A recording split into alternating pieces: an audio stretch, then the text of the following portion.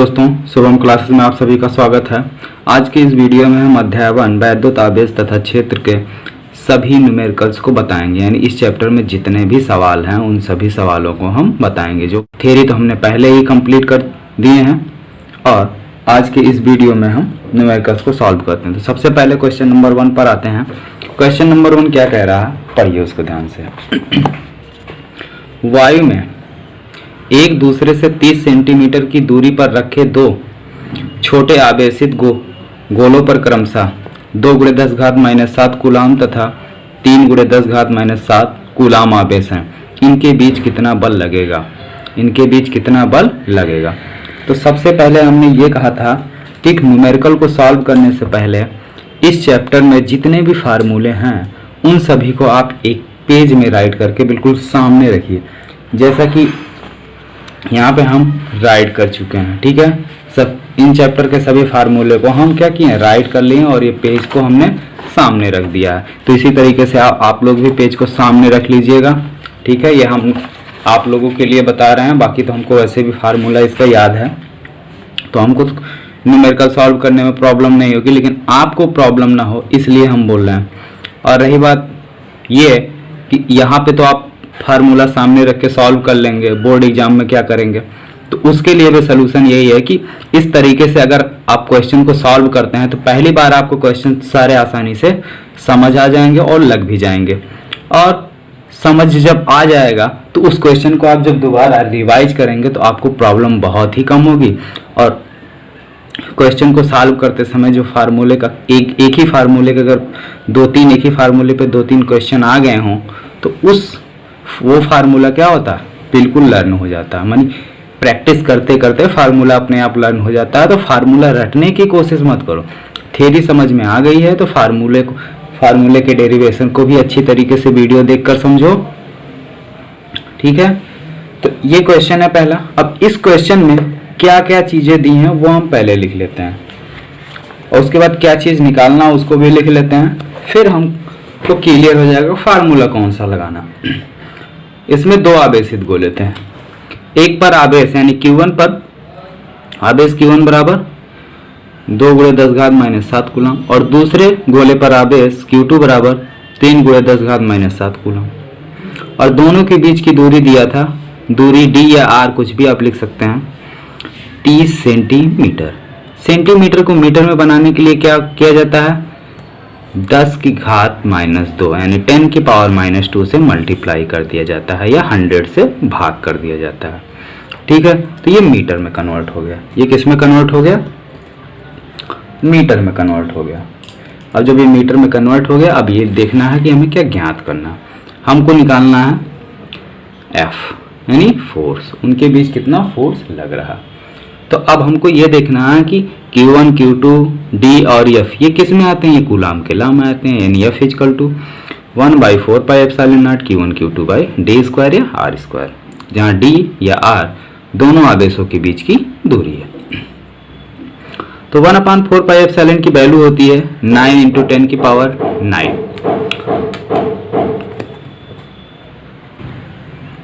Q1 की value है 2 × 10⁻⁷, Q2 की वैल्यू है 3 × 10⁻⁷, D की वैल्यू है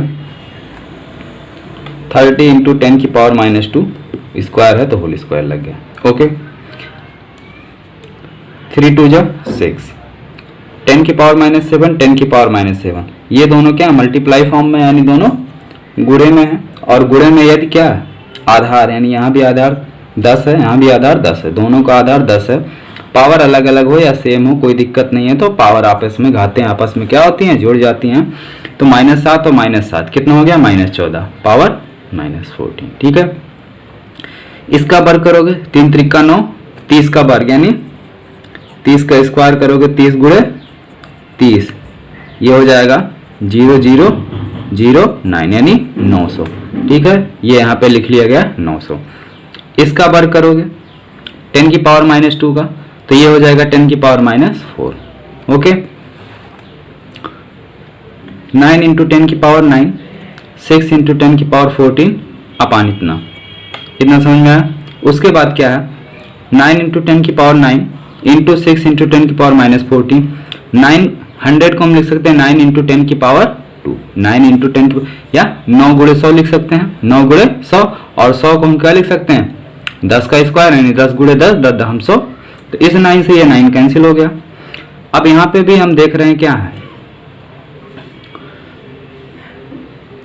पावर 2 है और इसका पावर क्या है -4। तो ये जब ऊपर जाएगा तो ये +2 है तो -2 हो जाएगा, और ये -4 है ये +4 हो जाएगा। तो ऊपर क्या हो जाएगा 6 इंटू 10 की पावर -14, 9 यहाँ पर है और ये दोनों मल्टीप्लाई में, तो -14 + 9 ये हो गया। हमने कहा था कि आधार जब क्या होता है सेम होता है तो घातें आपस में जुड़ जाती हैं, ये जुड़ गई। -14 + 9 गुणे ये चीज ऊपर चला गया 10 की पावर -2 इंटू 10 की पावर +4, नीचे माइनस है तो ऊपर जाएगा प्लस हो जाएगा, ये हो गया। अब देख रहे हैं सभी का क्या है, यहाँ पे सभी की आधार क्या है 10 है और घातें अलग अलग हैं तो सब जुड़ जाएंगी। -14 + 9 -2 + 4, -14 + 9 यहाँ पे बचेगा 5, माइनस का 5 और -2 -5 -2 -7 और +4, यानी -7 से +4 निकल गया कि कितना बचेगा -3। तो 6 इंटू 10 की पावर -3 न्यूटन, इतना फोर्स उन दोनों के बीच में वर्क करेगा। ठीक है, इसी में सेकंड क्वेश्चन है, इसी में क्या है सेकंड क्वेश्चन, नेक्स्ट देखते हैं क्या है।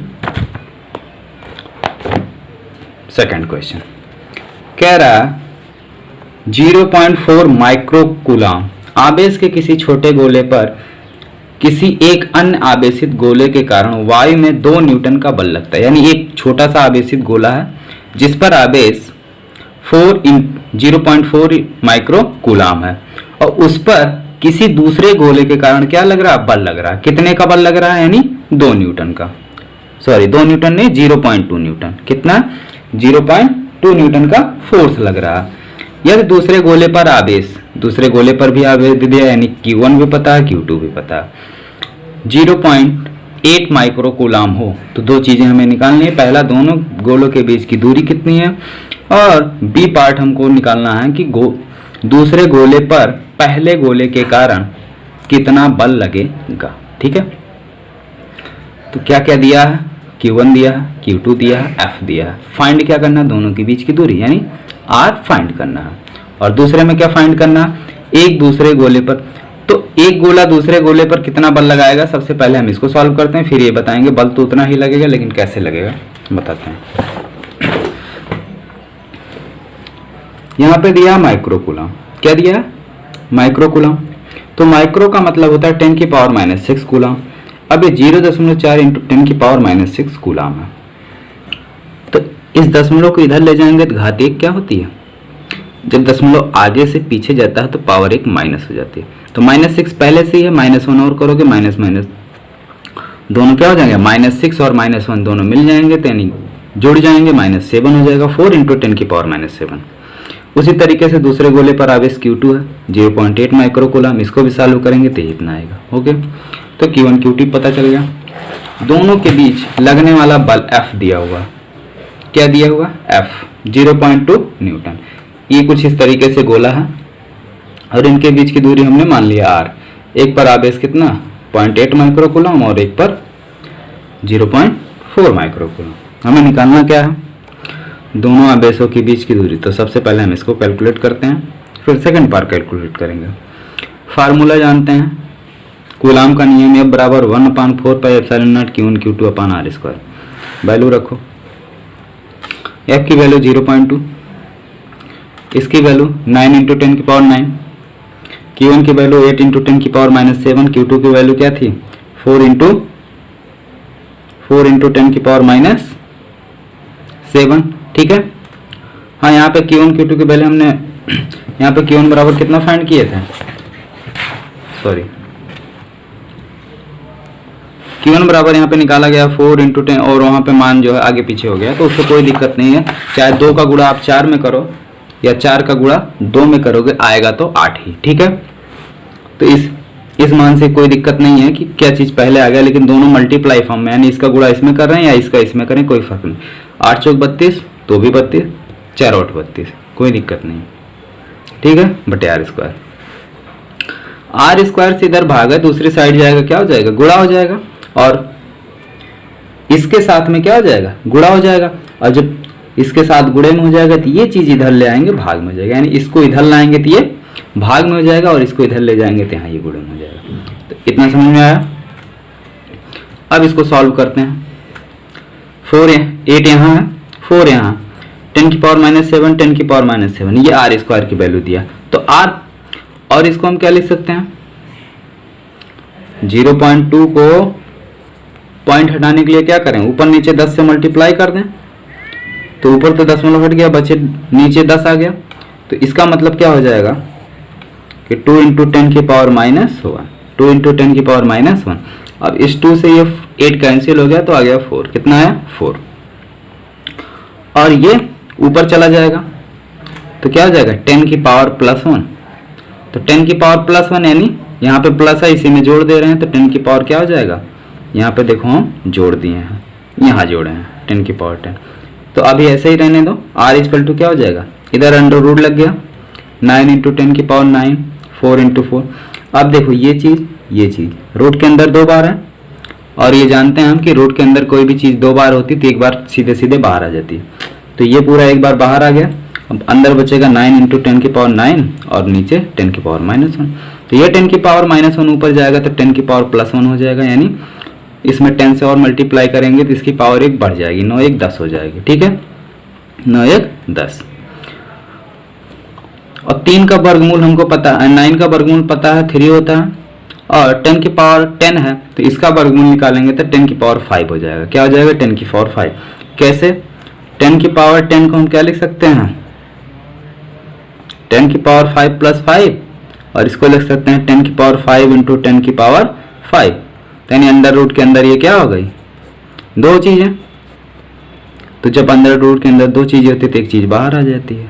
ओके, इतना समझ में आ गया। ये 4 3 यहाँ पे कितना हो जाएगा, 3 और 4 मिलके हो गया 12, कितना हो गया, 3 और 2 मिलकर हो गया 12, 12।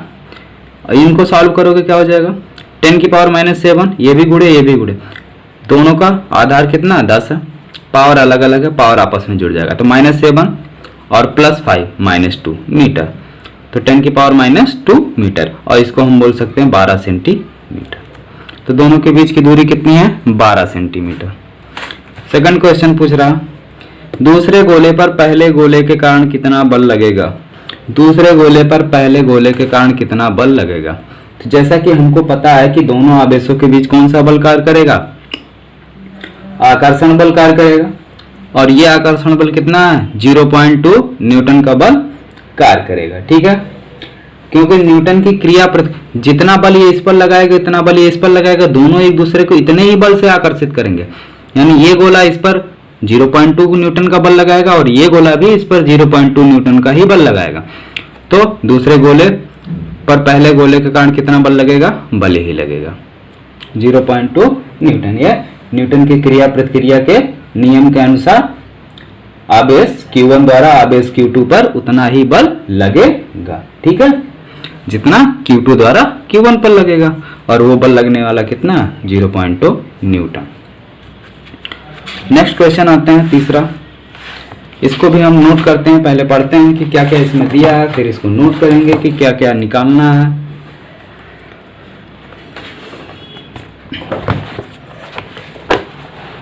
क्वेश्चन नंबर 3 कह रहा है कि जांच, तो इस क्वेश्चन में जैसा कि हमको जांच करना है कि K(E²/G(m)(E)m विमाहीन है, यानी इसकी अगर हम डायमेंशन निकालते हैं तो क्या आती है, विमा इसकी सब 0 आ जाएगी। भौतिक नियतांकों के सारणी देखकर इस अनुपात का मान ज्ञात कीजिए, यानी भौतिक नियतांक की सारणी को देखकर, यानी इसमें जितने नियतांक K, ठीक है, G, K और G यहाँ पे 2 नियतांक हैं, और Me इलेक्ट्रॉन का द्रव्यमान है, Mp प्रोटॉन का द्रव्यमान है, और E जो है वो एक इलेक्ट्रॉन पर आवेश है, E जो है क्या है, एक इलेक्ट्रॉन पर आवेश है, ठीक है। तो इन सब की वैल्यू रख के इसका मान भी हमको ज्ञात करना है। तो सबसे पहले तो हमको यहाँ ये प्रूफ करना होगा कि ये विमाहीन राशि है, ये क्या है, बीमाहीन राशि है। तो कैसे प्रूफ करेंगे? डायमेंशन निकालना आपको क्लास 11th में सिखाया जाता है कि किस तरीके से आप डायमेंशन निकालेंगे। क्वेश्चन नंबर 3, क्वेश्चन नंबर 3 इसमें दिया है कि E square by G M E M P बीमाहीन है। यही हमको क्या करना है? प्रूफ करना है, बीमाहीन है। ठीक है, तो सबसे पहले हम क्या जानते हैं? के की बीमा निकालेंगे, फिर ई की बीमा निकालेंगे। ठीक है, के की बीमा निकालेंगे और ई की बीमा, जी की बीमा, एम ई की बीमा, एम पी की बीमा, सभी की बीमा निकाल कर इसमें हम रखेंगे। फिर इसको सॉल्व करेंगे तो हम देखेंगे यहाँ पे क्या आ जाएगा। यहाँ पे सबसे पहले तो ये जान लो कि यहाँ पे जितनी भी चीजें आई हैं वो है क्या क्या। ई इलेक्ट्रॉन का आवेश है, क्या है? इलेक्ट्रॉन का आवेश है, या इलेक्ट्रॉन पर उपस्थित आवेश की मात्रा है। ठीक है, एक इलेक्ट्रॉन पर उपस्थित, और जिसका मान कितना होता है? 1.6 × 10⁻⁻19। जी क्या है? सार्वत्रिक गुरुत्वाकर्षण नियतांक, गुरुत्वाकर्षण नियतांक। ठीक है, एम ई क्या है? एक इलेक्ट्रॉन का द्रव्यमान, एक इलेक्ट्रॉन का द्रव्यमान। एम पी क्या है? एक प्रोटॉन का द्रव्यमान।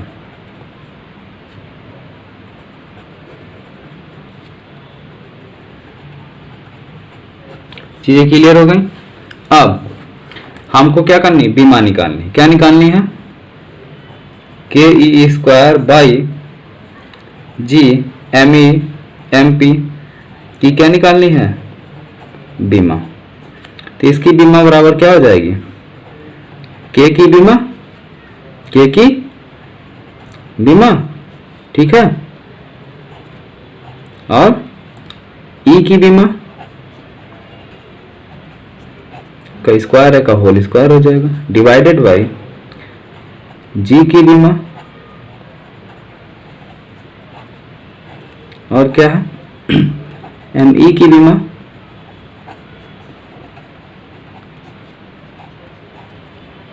एम पी की बीमा। ठीक है, एम पी की बीमा। तो सबसे पहले हम के की बीमा निकालेंगे। के क्या चीज है? हम जानते हैं कि F बराबर क्या होता है? सबसे पहले जब कूलाम का नियम फाइंड किया गया था तो क्या आता है? F प्रोपोर्शनल Q1 Q2 बटे R स्क्वायर। इस नियतांक को जब हटाते हैं तो क्या आता है? F = K Q1 Q2 अपान R स्क्वायर। अब यहाँ पे क्या है? F जो है दो इलेक्ट्रॉनों के बीच लग रहा है, यानी इलेक्ट्रॉन Q1 और Q2 का मान क्या है? सेम है। Q1 और Q2 का मान क्या है? सेम है। ठीक है, तो यहाँ पे Q1 Q2 का अगर मान सेम है तो Q1 बराबर क्या है? Q1 बराबर Q2 बराबर कितना है? Q। तो F = क्या हो जाएगा? K Q स्क्वायर बटे R स्क्वायर। तो K बराबर क्या हो जाएगा? F R स्क्वायर बटे K Q स्क्वायर। ठीक है, अब K की बीमा क्या हो जाएगी? K की बीमा बराबर F की बीमा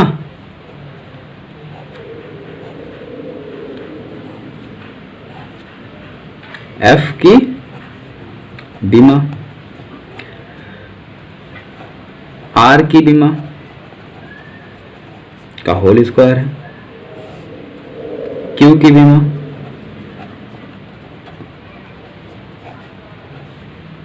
ठीक है। F की बीमा क्या होती है? F क्या है? बल, और बल की बीमा होती है mLt की पावर -2, mLt की पावर -2। ठीक है, R की बीमा, R दूरी का मात्रक है और R की बीमा होती है मीटर। ठीक है, और मीटर को हम डिनोट करते हैं लेंथ यानी लंबाई L। इसकी बीमा हो गई L, स्क्वायर लगा है तो L स्क्वायर हो गया। ठीक है, Q की बीमा क्या होती है? Q बराबर क्या होता है? I into T, I into T. I की बीमा एम्पियर, ए से डिनोट करते हैं, इसकी बीमा टी,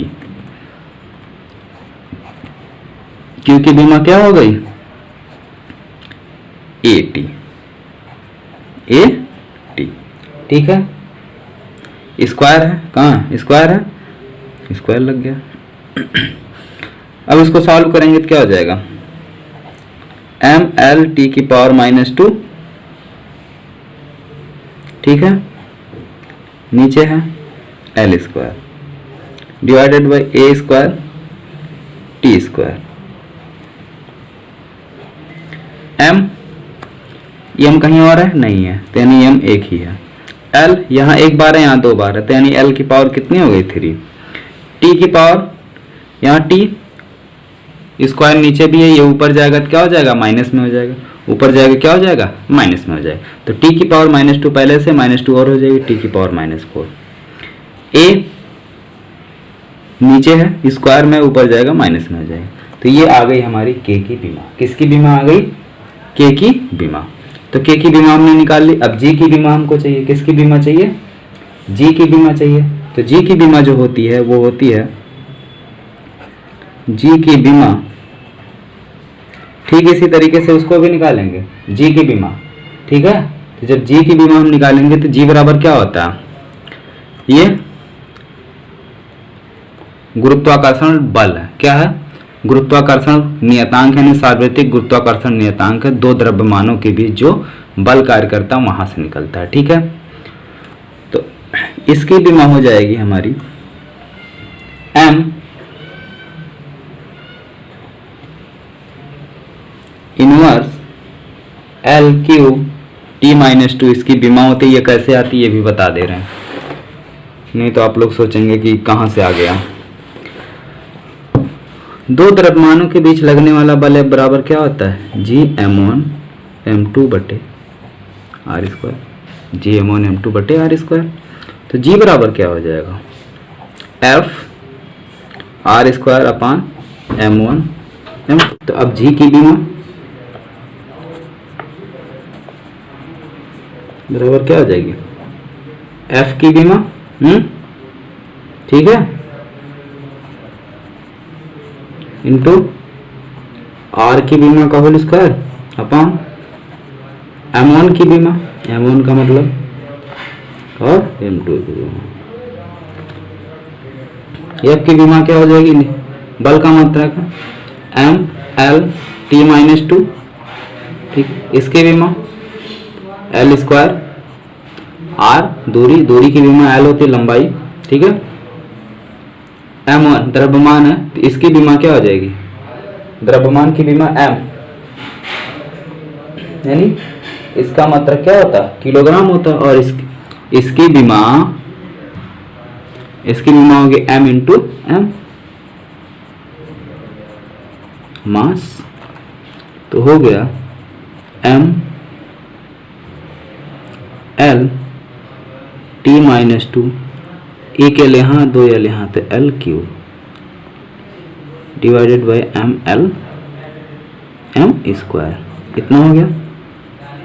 ये स्क्वायर नीचे है, ऊपर जाएगा माइनस हो जाएगा, यानी एम की पावर यहाँ पे क्या 1 है, और ये जाएगा -2, तो 1 - 2 कितना हो जाएगा -1 एल क्यू T-2, ठीक है। तो ये निकल के आई जी की बीमा, ठीक है, कंफर्म। जी की बीमा ये हो गई। अब क्या बच रहा है, ई की बीमा यानी इलेक्ट्रॉन, ठीक है। तो ई क्या है, आवेश है। आवेश क्या होता है, क्यू, आवेश क्या होता है क्यू, और क्यू की बीमा क्या होती है ए टी, ठीक है। इसकी बीमा क्या हो जाएगी ए टी स्क्वायर, ठीक है। ई की बीमा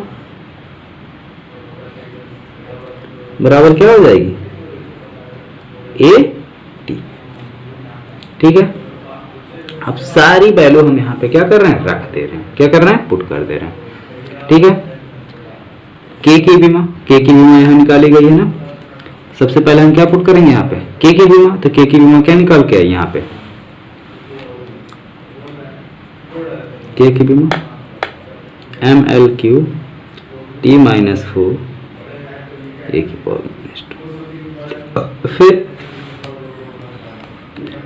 ई की विमा होती है 80 और 80 का स्क्वायर यानी ए स्क्वायर टी स्क्वायर।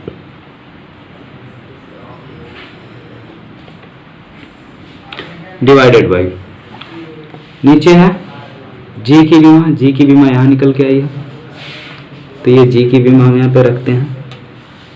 जी की विमा हमारी जाएगी एम -1 एल क्यू T-2, ठीक है। उसके बाद है एम ई इलेक्ट्रॉन का द्रव्यमान और प्रोटॉन का द्रव्यमान मतलब मास, यानी इसकी विमा एम, इसकी विमा एम, एम और एम स्क्वायर हो गया एम स्क्वायर, ठीक है। अब ये कैलकुलेट करते हैं कितना आएगा।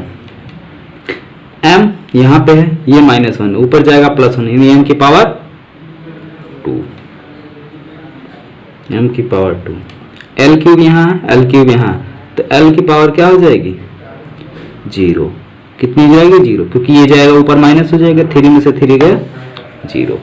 यहाँ पे क्या है t की पावर -2 है, तो नीचे क्या है +2, नीचे -2 है, ऊपर जाएगा +2 हो जाएगा, तो t की पावर -4 और ये +2 और 2 यहाँ पर है +2, ठीक है। a की विमा यहाँ -2 है और यहाँ पे +2, ये हो गया। नीचे देखो L भी ऊपर चला गया, ये भी चला गया, m भी चला गया, बस केवल नीचे बचा क्या m स्क्वायर, ठीक है। तो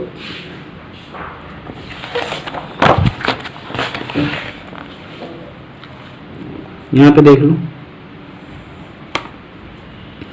ये ऊपर जाएगा माइनस हो जाएगा, यानी m की पावर 2 -2, बाकी l की पावर 0, t की पावर 0, a की पावर 0, यहाँ पे m की भी power 0 0 0 0।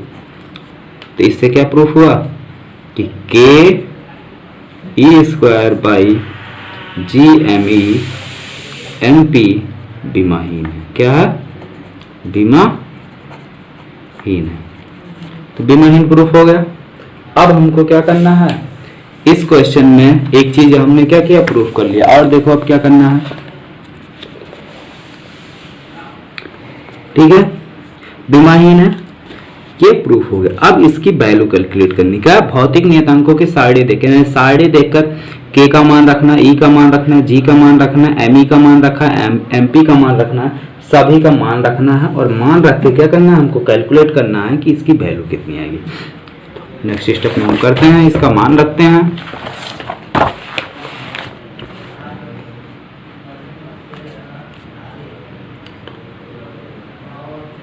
k e square by G M E M P, K की वैल्यू होती है, के क्या है वहां याद करो, के जो है कूलाम के नियम का क्या है कांस्टेंट है, और किस के की वैल्यू होती है 1/4 पाई एप्सिलॉन नॉट, क्या होती है के इक्वल टू होती है 1/4 पाई एप्सिलॉन नॉट, और इसकी वैल्यू होती है 9 × 10⁻9।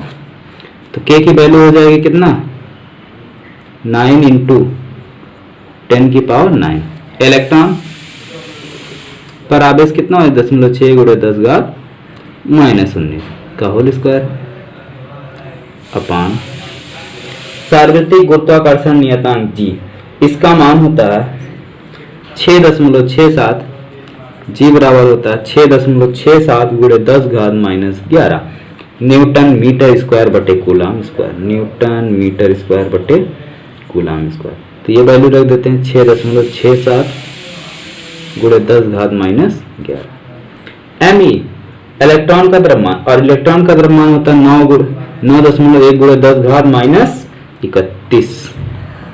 प्रोटॉन का द्रव्यमान 1.67 × 10⁻27, ठीक है। अब ये सारी वैल्यू हमको क्या करनी है कैलकुलेट करनी, तो सबसे पहले हम इसमें पावर को अरेंज कर लेते हैं। क्या करते हैं पावर को अरेंज कर लेते हैं, फिर गुणा भाग बाद में करते हैं। 9 × 10⁻9 इंटू स्क्वायर है तो 1.6 × 10⁻−19 गुणे 1.6 × 10⁻−19, ठीक है। यहाँ पे देखो 10 की पावर -11, 10 की पावर -31, 10 की पावर -27, सब क्या है, माइनस में है पावर, और सभी का आधार 10 है, तो सभी घाते आपस में क्या होंगे, जुड़ जाएंगे। तो क्या क्या बच रहा, 6.67 गुणे 9.1 गुणे 1.67 इंटू 10 की पावर कितना कितना -11 -31 -27, ये हो गया। ऊपर जो आएगा वो जाएगा 9 गुणे, यहाँ पे देखो 10 10 10, 1.6 गुणे 1.6 गुणे 10 घात कितना 9 -19 -19, ठीक है, डिवाइडेड बाई कितना हो गया यहाँ पे 1 1 2 7 2 9, 10 की पावर 9, 3 2 5 1 6, ठीक है। फिर से कैलकुलेट कर लो, गलती तो नहीं है। 7 1 8 8 1 9, 3 2 5 3 2 5 1 6, ठीक, गलती नहीं है। अब ये सब लिख लो,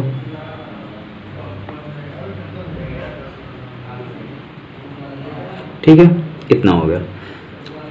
अब इस पावर को क्या करें, ऊपर भेज दे रहे हैं, सारी चीजें वैसे ही रखने दो।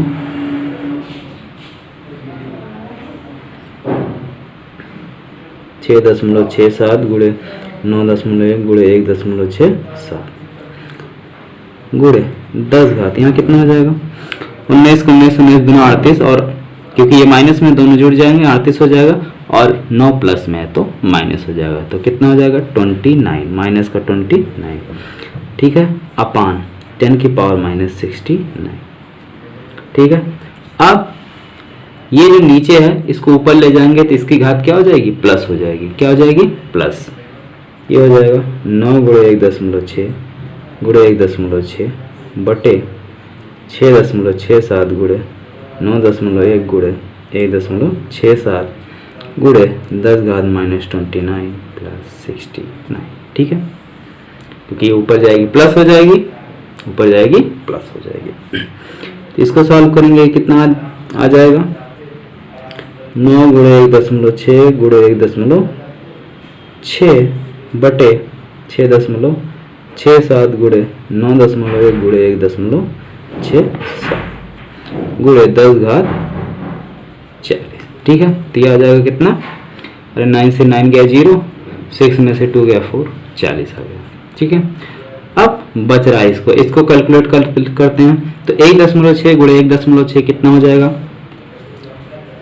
1.6 गुणे 1.6 16 16 में होता है 256, 1 1 2 अंक के बाद दशमलव, 1 1 2 अंक के बाद यहाँ दशमलव, तो और ऊपर 9 से और मल्टीप्लाई है, इंटू 9 कर दो, 9 6 54 के 4 हासिल 5, 9 5 45, 45 5 वो 49 के 9 हासिल 4, 9 दूनी 18 4 22, ठीक है। 1 1 2 अंक के बाद दशमलव, 1 1 2 अंक के बाद दशमलव, तो ऊपर कितना आ गया 22.94, 22.94 गुणे 10 घात 40।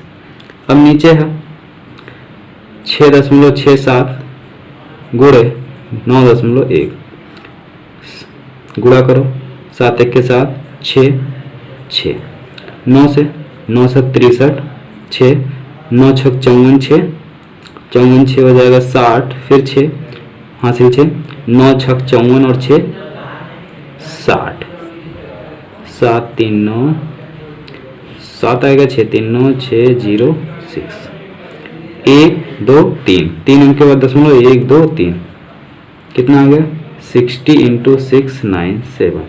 अब बच रहा है 1.67 और, कितना बच रहा है 1.67 और, इससे भी मल्टीप्लाई करो, तो इससे जब मल्टीप्लाई करोगे तो कितना आ जाएगा, देखो कितना आ जाएगा 7 7 49 के 9 हासिल 4, 7 9 63 4 67 हासिल 6, 7 6 42 और 6 48 हासिल 4, 7 0 0 और 4 4 हो जाएगा, 6 7 42, फिर 6 से 6 7 42, 6 9 54, 54 और 4 58, 6 6 36 और 5 41, हासिल 4, 6 0 0 और 4 4, 6 के 6 6 36, फिर 1 से 1 7 7, 1 9 9, 1 छक्के 6, 1 0 0 और 1 छक्के 6,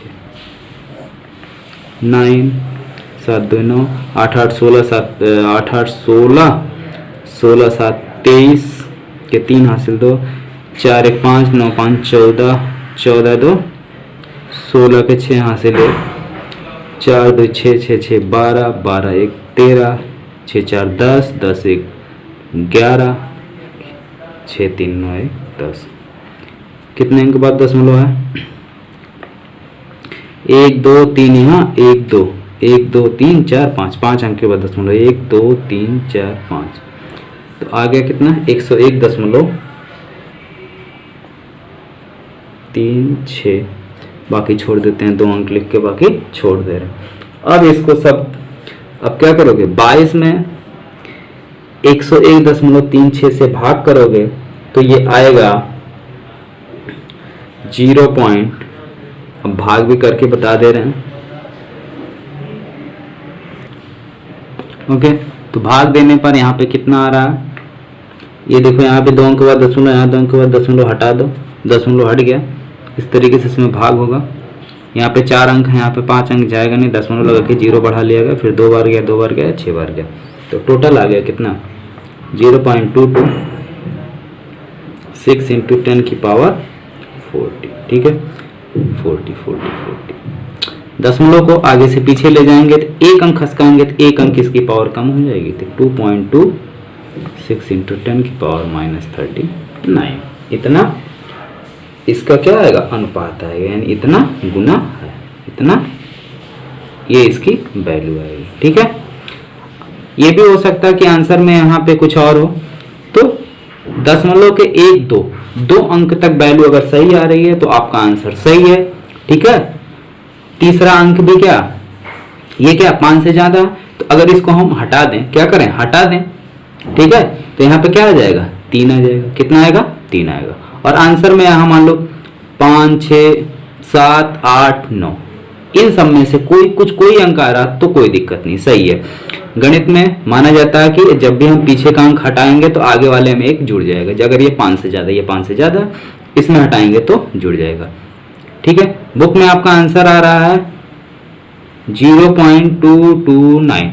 इसको अगर 9 को हम निगलेक्ट करेंगे तो यहाँ हो जाएगा 0.23, क्योंकि ये 5 से ज्यादा। और वही काम यहाँ भी करेंगे, क्या हो जाएगा? ये 5 से ज्यादा है तो यहाँ पे 3 आ जाएगा। तो आंसर बिल्कुल सही है, ठीक है। समझ में आई बात? यहाँ पे बुक में 9 आ रहा है, यहाँ पे 6 आया है, तो दशमलव के 2 अंक तक हमारी वैल्यू सही है, मतलब आंसर सही है, मतलब मेन डिजिट सही होना चाहिए, ठीक है। नेक्स्ट क्वेश्चन पे आते हैं, क्वेश्चन नंबर 4। देखते हैं क्वेश्चन नंबर 4 क्या कह रहा है। किसी वस्तु का वैद्युत आवेश क्वांटीकृत है।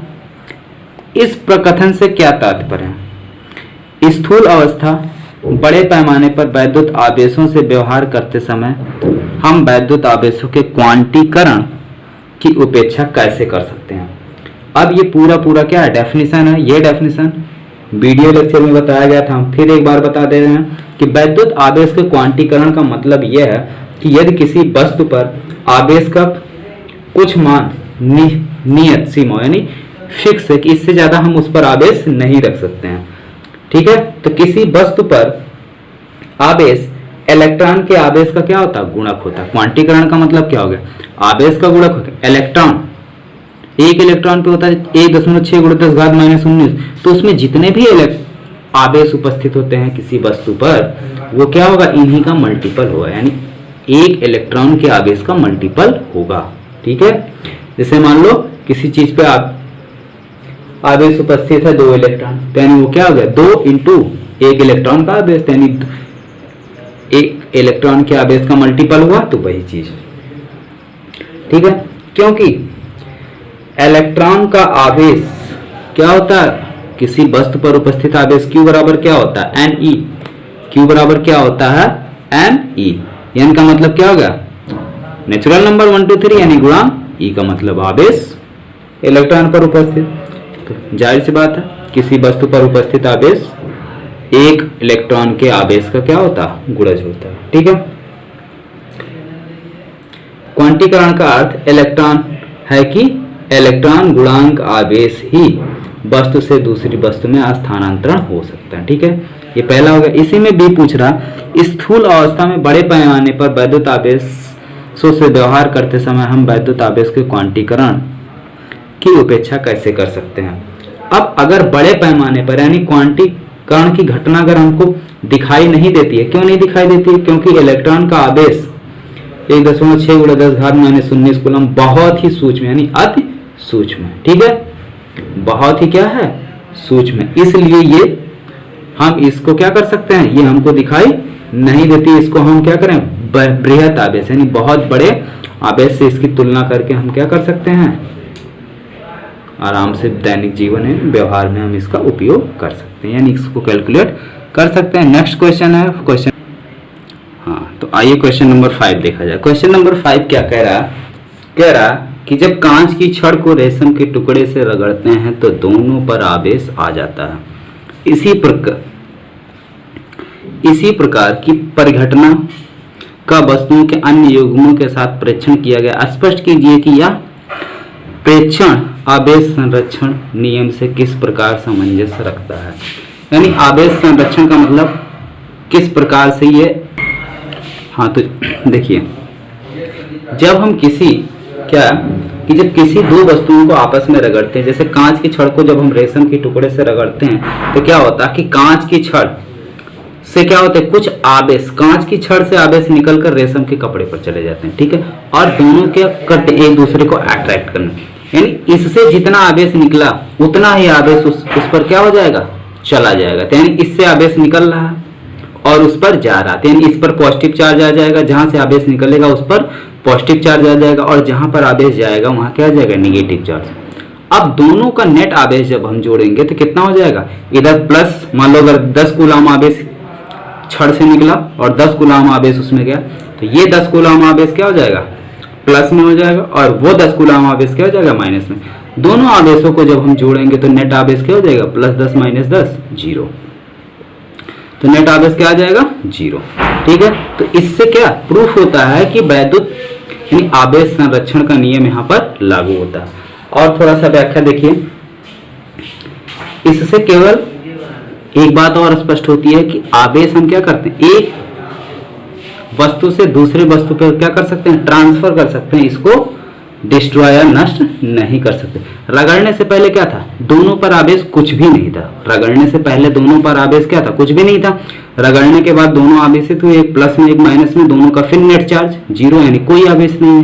यानी जब दोनों को हम मिक्स कर दिए तो फिर हमारा नेट चार्ज क्या आ जाता है 0 आ जाता है। ठीक है, पुनः अगर हम रगड़ते हैं तो फिर वही काम होता है, एक ऋण आवेशित और एक धन आवेशित। तो इससे एक बात की साफ साफ क्लियर होती है यानी स्पष्ट होती है, इस बात की पुष्टि होती है कि आवेश को सिर्फ स्थानांतरण के द्वारा असमान योग में उत्पन्न यानी एक पर प्लस एक पर माइनस यानी विपरीत प्रकृति के रूप में उत्पन्न किया जा सकता है। ठीक है, समझ में आई बात स्पष्ट।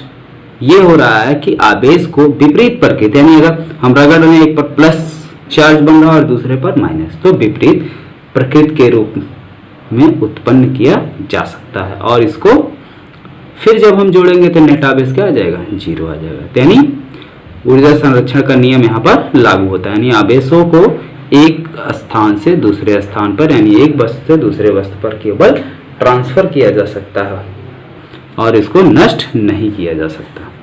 क्वेश्चन नंबर 6 पे आते हैं। क्वेश्चन नंबर 6 में कह रहा है 4 बिंदु आवेश QA बराबर 2 माइक्रोकूलम, QB बराबर -5 माइक्रोकूलम, QC बराबर 2 माइक्रोकूलम, QD बराबर -5 माइक्रोकूलम 10 सेंटीमीटर भुजा वाले किसी वर्ग के शीर्ष पर व्यवस्थित हैं। वर्ग के केंद्र पर रखे 1 माइक्रोकूलम आवेश पर लगने वाला बल कितना होगा। केंद्र पर एक 1 माइक्रोकूलम का क्या आवेश रखा हुआ है उस पर कितना बल कार्य करेगा। तो इसको हम कैलकुलेट करते हैं। तो इस तरीके से आवेश क्या है, व्यवस्थित है। QA दिया हुआ, QA दिया हुआ कितना है 2 माइक्रोकूलम।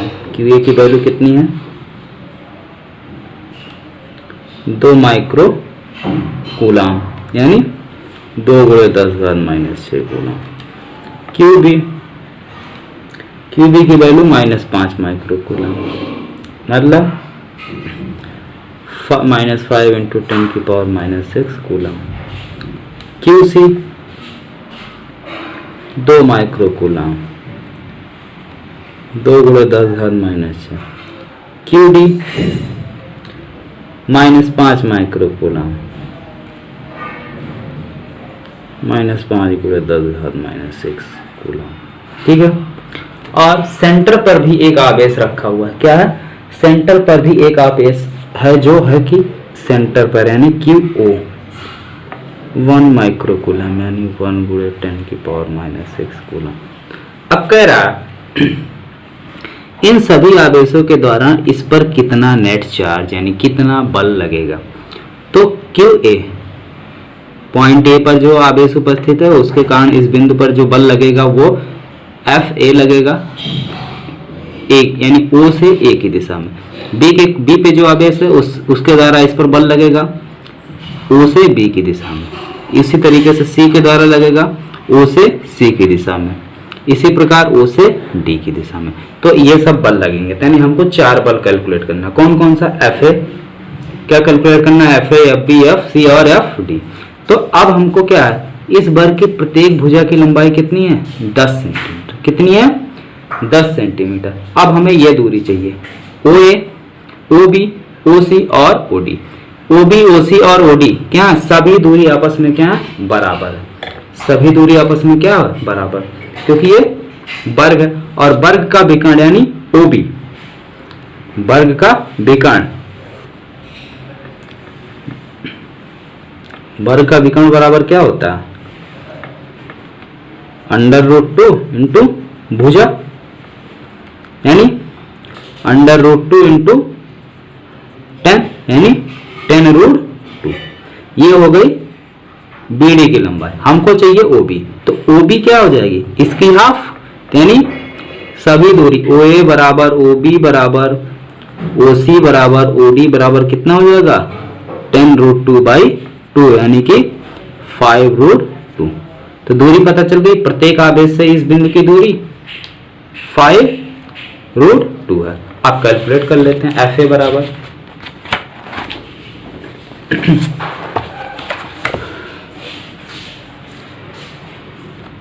FA इक्वल टू क्या हो जाएगा 1 यानी O पर जो आवेश स्थित है QO और QA के बीच वैद्युत बल, वैद्युत बल, ठीक है, FA, या लिख सकते हैं FOAIFAO, ठीक है। 1/4 पाई, इसलिए हम इसको नहीं लिख रहे हैं, सीधे FA लिख रहे हैं। 4 pi epsilon not Q1 Q2/r²। अब यहाँ पे Q1 Q2 का मतलब क्या हो गया, QA और QO। तो QA का मान कितना है 2 माइक्रोकूलम, इसकी वैल्यू 9 × 10⁻⁹। QA 2 × 10⁻⁶, 2 × 10⁻⁶, इसकी वैल्यू QO की 1 × 10⁻⁶, डिवाइडेड बाई r²। R की वैल्यू है कितना 5√2। सेंटीमीटर है, सेंटीमीटर को मीटर में बदलोगे 10⁻⁻² का होल स्क्वायर। तो ये टोटल हो गया 9 × 10⁻, पहले 10 की पावर अरेंज कर लो, यहाँ 10 की पावर क्या है 9 - 6 - 6 इंटू 2 × 1, यहाँ पे 25 और √2 × √2 2, 10⁻⁻⁴।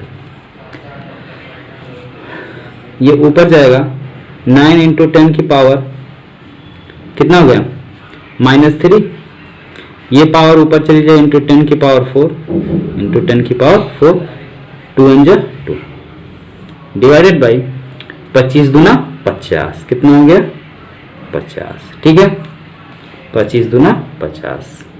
अब ये हो गया 9 दूनी 18, 18/50 इंटू इसको सॉल्व करोगे कितना आ जाएगा 10, कितना आ गया 10 भाई +4 -3, +4 -3 +1 10 की पावर 1 यानी 10। ठीक है, अब इससे अगर इसमें हम भाग देते हैं, इससे इसमें भाग देते हैं तो कितना आता है देखो कितना आता है, यहां भाग दे रहे हैं 18 में 25 से भाग देना, कितने से 25 से, जाएगा नहीं दशमलव जाएगा 0, कितनी बार जाएगा 25 × 3 = 75, 25 × 3 = 75। ठीक है, नहीं सॉरी 25 नहीं है 50। ठीक है, 5 × 36 5 × 3 = 15, कितनी बार जाएगा 15, आ गया 30, 5 × 36 कितना आया 0.36 × 10 यानी 3.6 न्यूटन। ठीक है, इतने न्यूटन का बल लग गया। इसी तरीके से एफ बी निकालेंगे, क्या निकालेंगे एफ बी, Q0 और इसकी दिशा क्या हो जाएगी O से A की ओर,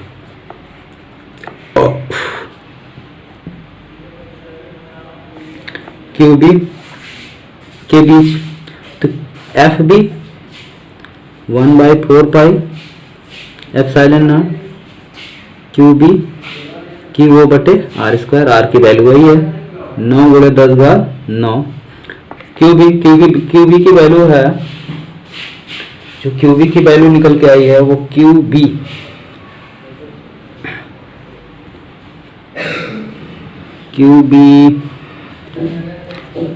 वैल्यू रखो, QB की वैल्यू दिया हुआ है 5 दशमलव कितना -5, उससे आवेश से कोई मतलब नहीं है, माइनस से कोई लेना देना यहाँ पे नहीं है, तो इसका मान हो गया कितना 5 × 10⁻6 इंटू Q0 1 × 10⁻6। ठीक है, बाय r² 5/√2 इंटू 10 की पावर -2 का होल स्क्वायर। तो सारी चीजें यहाँ पे उसी तरीके से रीअरेंज करेंगे। यहाँ पे क्या 2 की जगह कितना आ गया 5, 2 की जगह 5, तो हम सब कुछ वैल्यू ऐसे लिख दे रहे हैं, आप लोग करिएगा 2 की जगह 5, 2 की जगह 5, तो यह आ जाएगा 9 इंटू 10 की पावर -3 इंटू 10 की पावर 4 इंटू 5/50। ठीक है 50, इससे ये कैंसिल हो गया 10 आ गया, तो ये हो गया 9 इंटू ऊपर भी 10 यहाँ नीचे भी 10, तो आ गया 9 न्यूटन। इसकी दिशा O से B की ओर, O से B की ओर। ठीक, इसी तरीके से हम B निकल गया, FC निकालेंगे, तो FC भी क्या है QC हमारा क्या दिया है, FC बराबर 1/4 pi epsilon not QC QO/r², 1 इसकी जगह 9 × 10⁻9, QC की वैल्यू दिया 2 × 10⁻6 इंटू 1 × 10⁻6 बटे √5 इंटू 10 की पावर -2 का होल स्क्वायर। ये वही चीज़ है जो हमने ऊपर अभी सॉल्व किया, सारी वैल्यू यही है, तो इसकी वैल्यू आएगी 3.6 न्यूटन O से C की ओर। इसमें दिशा ही मेन है। ठीक है, इसी तरीके से FD निकालेंगे, वो आ जाएगा 1/4 पाई एप्सिलॉन नॉट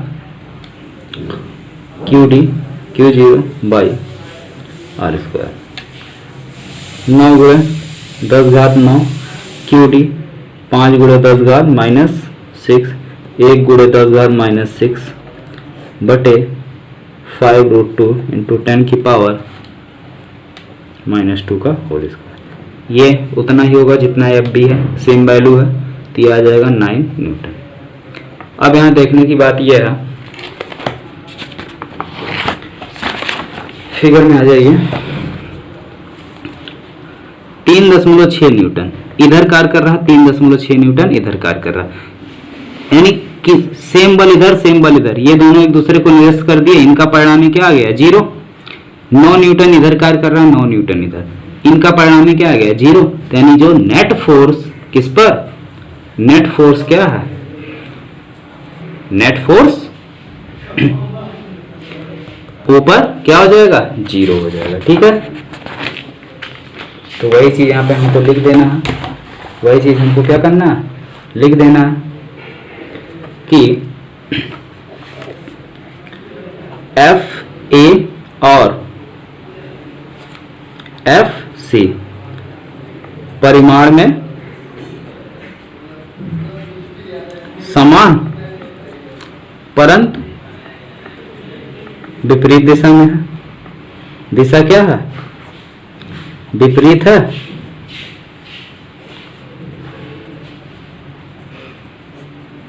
अतः इनका परिणामी क्या हो जाएगा 0। अतः इनका परिणामी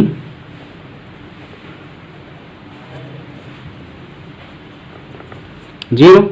इसी तरीके से एफ बी और एफ डी परिमाण में समान है, परिमाण में समान परंतु दिशा में विपरीत है। अतः परिणामी 0। ठीक है, तो केंद्र पर जो Q कूलॉम आवेश है, अतः केंद्र पर स्थित 1 माइक्रो कूलॉम के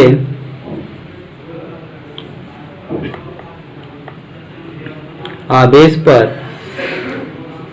कुल परिणामी आवेश क्या हो जाएगा 0।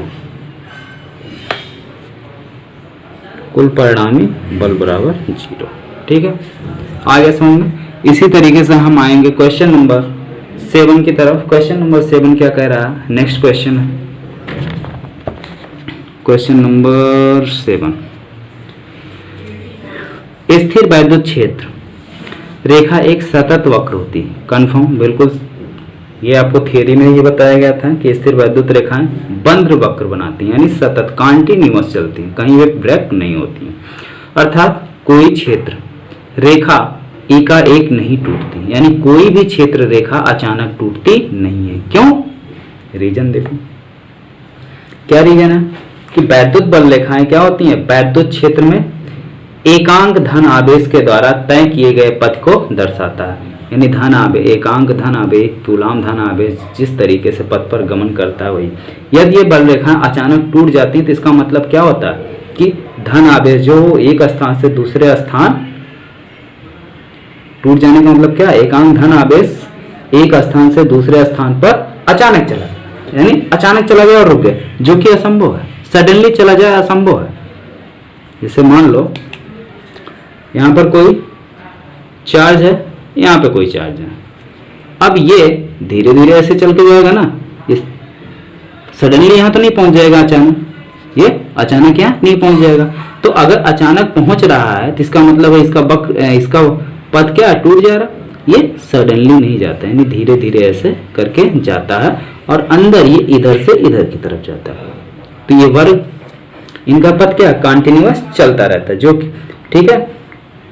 जिस स्थान से आवेश अचानक हटता है वहां पर वैद्युत क्षेत्र अचानक क्या हो जाता है, शून्य हो जाता है, जो कि असंभव है, जो कि क्या असंभव है। तो पहले का ये आंसर है कि स्थिर वैद्युत क्षेत्र रेखा में एकांक धन आवेश द्वारा तय किए गए पथ को दर्शाता है। वैद्युत रेखाएं यही न करती हैं। और यदि ये बल रेखाएं अचानक यानी एकाएक टूट जाती हैं, एकाएक टूट जाती हैं, तो इसका मतलब यह है कि एकांक धन आवेश एक स्थान से दूसरे स्थान अचानक चला गया, जो कि असंभव है, जो कि क्या असंभव है। और इसका यह भी कारण है कि जिस स्थान से आवेश अचानक हटता है वहां पर वैद्युत क्षेत्र क्या हो जाता है, शून्य हो जाता है। और कोई आवेशित वस्तु है उसका वैद्युत आवेश यानी वैद्युत क्षेत्र अचानक शून्य नहीं हो सकता, धीरे धीरे शून्य होगा लेकिन अचानक शून्य नहीं हो सकता। दूसरा क्वेश्चन इसमें कह रहा है स्पष्ट कीजिए कि दो क्षेत्र रेखाएं कभी एक दूसरे को प्रतिच्छेद नहीं करती हैं। ये भी हमने बताया था वैद्युत बल रेखाओं के गुण में, जब हम वीडियो बना रहे थे फर्स्ट चैप्टर का वैद्युत क्षेत्र रेखाएं वैद्युत क्षेत्र रेखाओं के गुण, वहां पे इसको हमने साफ साफ बताया था। दो बल रेखाएं अगर एक दूसरे को काटती हैं तो इसका मतलब क्या है, एक ही बिंदु पर बल रेखाएं की दो दिशाएं व्यक्त होंगी। एक ही बिंदु पर वैद्युत बल रेखाएं की दो दिशाएं यानी दो दिशाओं को व्यक्त करेंगे, जो कि क्या है, असंभव है, जो कि क्या है, असंभव है। अतः वैद्युत बल रेखाएं एक दूसरे को कभी काटती नहीं।